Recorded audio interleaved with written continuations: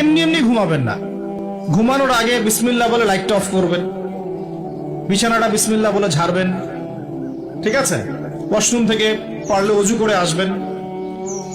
মশারি দিচ্ছেন, lights off করছেন, পাত্র যেগুলো আছে সেগুলো একটু ঢেকে রাখবেন বিসমিল্লাহ বলে।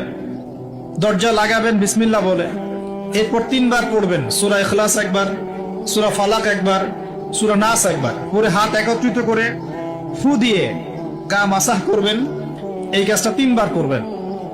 একবার আয়াতুল কুরসি পড়বেন, সূরা বাকারার 255 নম্বর আয়াত, আল্লাহু লা ইলাহা ইল্লা হুয়াল হাইয়ুল কাইয়ুম, এটা শেষ পর্যন্ত। এরপর সূরা বাকারার শেষের 3টা আয়াত পড়বেন, লিল্লাহি মা ফিস সামাওয়াতি, এখান থেকে ফানসুরনা আলাল কওমিল কাফিরিন পর্যন্ত। তারপর ডান কাতে পাশ ফিরবেন, বলবেন আল্লাহুম্মা বিইসমিকা আমুতু ওয়া আহইয়া।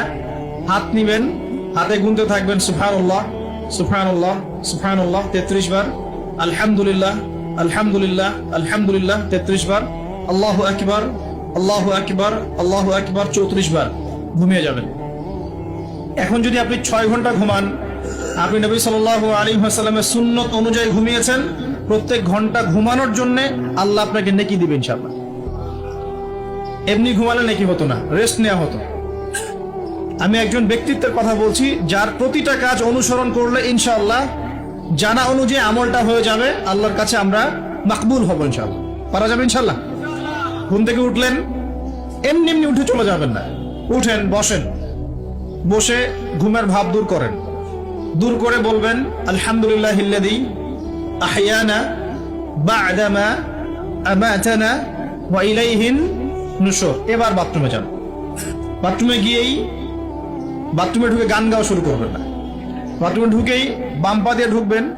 ঢোকার সময় বলবেন বিসমিল্লাহ, আল্লাহুম্মা ইন্নী আউযু বিকা মিনাল খুবসি ওয়াল খাবাইস। বাথরুমে কিন্তু জিন শয়তান থাকে। বাথরুমে কি থাকে? বিজ্ঞান এটা প্রমাণ করতে পারে নাই, এগুলো নাসা বিশ্বাস করবে না, কিন্তু আল্লাহর রাসূল যেহেতু বলেছেন আমরা বিশ্বাস করব। বিজ্ঞান কি সব আবিষ্কার করতে পেরেছে? বিজ্ঞান কি সব আবিষ্কার করতে পেরেছে? বিজ্ঞানের আবিষ্কার কত পার্সেন্ট? এই মহাবিশ্বের 1%ও না। মহাবিশ্বের 1%ও না। আমাদের দেহের মধ্যেই যে রূহটা আছে, এই রূহটার কি কোনো ব্যাখ্যা করতে পারা গেছে? রূহটা কেমন, কঠিন না তরল না বায়বীয়, ব্যাখ্যা করা গেছে? ইয়াসআলুনাকা আনির রূহ কুলির রূহু মিন আমরি রাব্বি ওয়া মা উতীতুম মিনাল ইলমি ইল্লা কলিলা। আল্লাহ পাক বলছেন, হে নবী, তারা তোমাকে রূহ সম্পর্কে জিজ্ঞাসা করে, আত্মা সম্পর্কে জিজ্ঞাসা করে। তুমি বলে দাও এটা তোমার রবের আদেশ মাত্র। রবের আদেশে এসেছে, আদেশেই চলে যাবে। আর এ বিষয়ে তোমাদেরকে বেশি জ্ঞান দেওয়া হয় নাই।